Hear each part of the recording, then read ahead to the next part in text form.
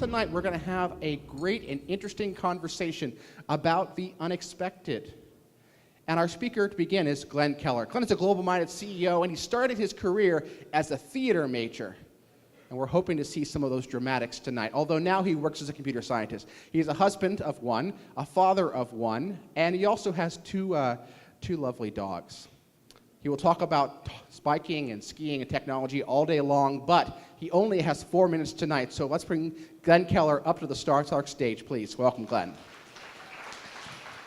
When the battleship California was sunk in December 1941, the Navy had to find jobs for nearly 1,000 surviving crewmen. There was one group on the island, though, the Navy code-breaking station, that knew exactly what to do. And they said, hey, send us the band.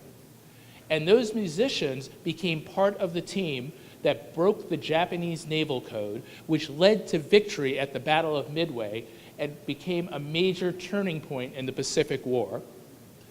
This was no surprise to the Navy, because in those days, fire control was the most complex job on any warship, and they had known for a long time that musicians were really, really good at fire control. The Navy had adopted the philosophy of STEAM: science, technology, engineering, the arts, and mathematics all fused together. And this used to be a normal thing. Art Garfunkel is a mathematician.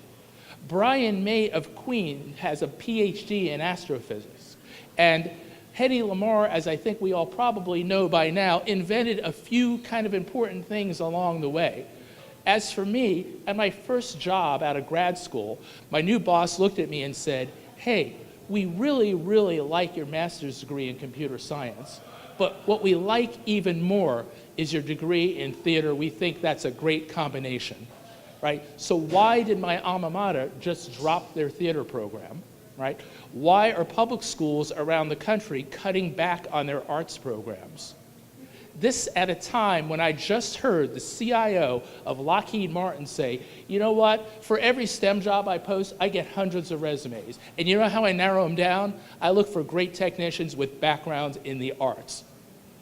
So how did we get to this divide? Well, I think a lot of it has to do with this idea of left brain and right brain thinking.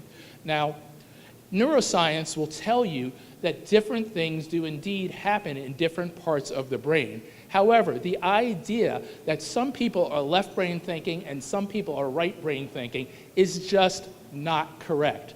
I've got news for you. Every single thing that you do, you use every part of your brain. My daughter, when she was in second grade, was tested because somebody thought she was brilliant. So they take her off for a test, they bring her back. The teacher says to me, oh, Mr. Keller, you know, your daughter's really good at English and writing and reading and all those things. But mathematics, I'm afraid not so much. She was 7 years old, and they were already putting her in a box, for God's sake.